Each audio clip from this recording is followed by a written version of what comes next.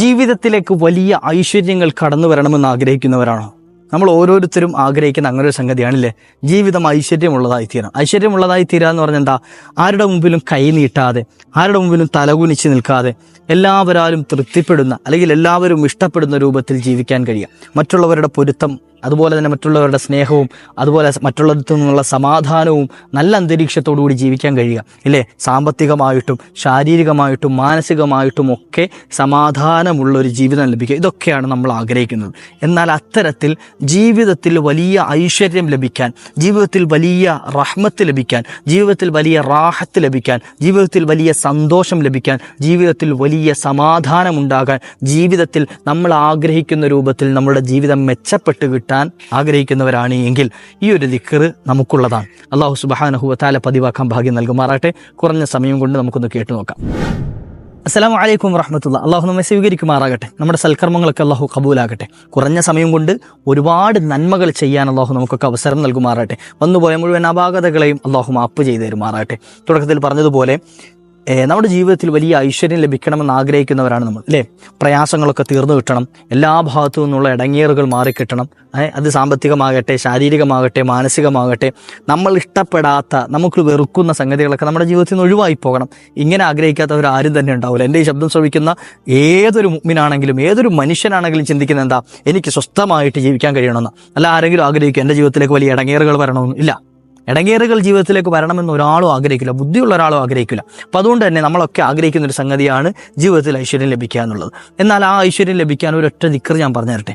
ജീവിതത്തിൽ പതിവാക്കുമെങ്കിൽ, നമ്മുടെ ജീവിതത്തിൽ കുറഞ്ഞതൊരു ദിവസം 100 തവണയെങ്കിലും ചൊല്ലാൻ അവസരം കിട്ടുമെങ്കിൽ, ഈ നിങ്ങളുടെ ജീവിതത്തിൽ നിങ്ങൾ കുറിച്ചു വെച്ചോളി. നിങ്ങളിപ്പോൾ അനുഭവിക്കുന്ന ഏത് പ്രയാസങ്ങളുണ്ടെങ്കിലും അതൊക്കെ കുറഞ്ഞ ദിവസങ്ങൾ കൊണ്ട് മാറിയിട്ട് പരിഹാരം ലഭിച്ച് നിങ്ങളുടെ ജീവിതത്തിലേക്ക് വലിയ സമാധാനം കടന്നു വരും. ഇത് ഞാൻ വെറുതെ പറയുകയല്ല. മഹാന്മാരായ ഔലിയാക്കൾ അവരുടെ ജീവിതത്തിൽ പകർത്തി, അവരുടെ ജീവിതത്തിൽ വലിയ അനുഭവം ലഭിച്ചത്, അവരുടെ ജീവിതത്തിൽ വലിയ മാറ്റമുണ്ടായത് അവർ കിതാബുകളിൽ രേഖപ്പെടുത്തിയതാണ്. ഏതാണ് ആ ദിക്ർ എന്ന് ഞാൻ പറഞ്ഞുതരാം. ഹബീബായ റസൂലുള്ളാഹി സ്വല്ലല്ലാഹു അലൈഹി വസല്ലം തങ്ങളുടെ ഹദീസ് ഉദ്ധരിച്ചുകൊണ്ട് മഹാന്മാർ പറയുകയാണ്, മൻ ഖാല മിഅത മറ, ആരെങ്കിലും ഒരാൾ 100 തവണ പാരായണം ചെയ്തു, 100 തവണ ചൊല്ലി, എന്ത്? ലാ ഇലാഹ ഇല്ലല്ലാഹുൽ മലിക്കുൽ ഹഖുൽ മുബീൻ, ലാ ഇലാഹ ഇല്ലല്ലാഹുൽ മലിക്കുൽ ഹഖുൽ മുബീൻ. ഇത്രയേ ഉള്ളൂ ദിക്ർ. ലാ ഇലാഹ ഇല്ലല്ലാഹുൽ മലിക്കുൽ ഹഖുൽ മുബീൻ. ലാ ഇലാഹ ഇല്ലല്ലാഹ് നമുക്കറിയുന്ന ഒരു ദിക്റാണ്. അതിൻ്റെ കൂടെ 3 ഇസ്മുകൾ, അൽ മലിക്ക്, അൽ ഹഖ്, അൽ മുബീൻ. അൽ മലിക്ക്, അൽ ഹഖ്, അൽ മുബീൻ. ഈ ഒരു 3 ദിക്റുകൾ, ഈ ഒരു 3 ഇസ്മുകൾ ചേർത്തിട്ടുള്ള ഈ ലാ ഇലാഹ ഇല്ലല്ലാ എന്ന ഈ ഒരു 3 ഇസ്മുകൾ ചേർത്തിട്ടുള്ള ഈ ഒരു കെലിമത്ത് നമ്മൾ ആരെങ്കിലും ജീവിതത്തിൽ 100 തവണ, എല്ലാ ദിവസവും മുടങ്ങാതെ 100 തവണ പതിവാക്കുകയാണ് എങ്കിൽ ജീവിതത്തിലേക്ക് വലിയ ഐശ്വര്യം കടന്നു വരുന്നതാണ്. അതിൽ ഒന്നാമതായി മഹാന്മാർ എണ്ണി പറഞ്ഞത്, മുത്തുനബി തങ്ങൾ പരിചയപ്പെടുത്തിയത്, അആദഹുല്ലാഹുൽ അസീസുൽ ജബ്ബാർ മിനൽ ഫഖർ. അയാളുടെ ജീവിതത്തിൽ ദാരിദ്ര്യം അള്ളാഹു കൊടുക്കൂല. അയാളുടെ ജീവിതത്തിൽ നിന്ന് ദാരിദ്ര്യത്തെ അള്ളാഹു നീക്കിക്കളയും. അള്ളാഹു അയാളെ ദാരിദ്ര്യത്തെ തൊട്ട് കാത്തുരക്ഷിക്കും. അത് ഈ ആണാകട്ടെ പെണ്ണാകട്ടെ ആരാണ് ചെല്ലുന്നതെന്ന് വെച്ചാൽ അവരുടെ ജീവിതത്തിൽ ദാരിദ്ര്യം വരുന്നതിനെ തൊട്ട് അള്ളാഹു കാവൽ നൽകുമെന്നാണ് മഹാനായ പ്രവാചകർ സല്ലല്ലാഹു അലൈഹി വസല്ലം പറഞ്ഞത്. ഓക്കെ, ദാരിദ്ര്യം ഉണ്ടാവൂല, ദാരിദ്ര്യത്തെ അള്ളാഹു തടഞ്ഞു നിർത്തും. ഏതൊക്കെ വഴിയിലൂടെ ദാരിദ്ര്യം വരാൻ നമ്മുടെ ജീവിതത്തിൽ ചാൻസ് ഉണ്ടോ ആ സാധ്യത മുഴുവൻ അള്ളാഹു അടച്ചു കളയും. എന്നിട്ടോ വആനസ വഹ്ശത ഖബരിഹി, ഇനി ഖബറിലെത്തിയാൽ ദുനിയാവിൻ്റെ അവസ്ഥ അങ്ങനെ, എന്ത്? ദുനിയാവിൽ ഇടങ്ങേറുണ്ടാവില്ല, ദുനിയാവിൽ മുസീബത്തുണ്ടാവില്ല, ദുനിയാവിൽ ആരുടെ മുമ്പിലും കൈനീട്ടേണ്ട അവസ്ഥ വരില്ല. ഇനി ഖബറിലേക്ക് എന്നാലോ അവിടെയും സമാധാനമായിരിക്കും. ഖബറിൽ ചെന്നാലും അവിടെയും സ്വസ്ഥതയും സമാധാനവും അള്ളാഹു നൽകും. അതുപോലെ വസ്തജബൽ ഗിന, അള്ളാഹു സുബ്ഹാനഹു വ തആല വ്യക്തിയുടെ ജീവിതത്തിലേക്ക് എന്ത് വലിച്ചു കൊണ്ടുവരും?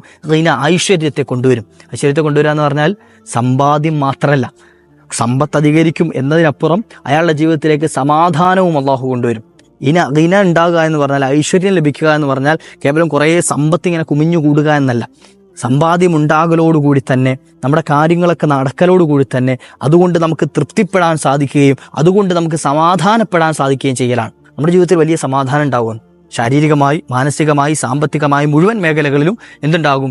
ഗീന, ഐശ്വര്യം ഉണ്ടാകുമെന്ന് മുത്തുനബി സല്ലല്ലാഹു അലൈഹി വസല്ലം പറയാം. അതുപോലെ തന്നെ വസ്തഖറഅ ബാബൽ ജന്ന, നാളെ സ്വർഗത്തിലെ കവാടങ്ങൾ ആ വ്യക്തിക്ക് വേണ്ടി അള്ളാഹു തുറന്നു കൊടുക്കും.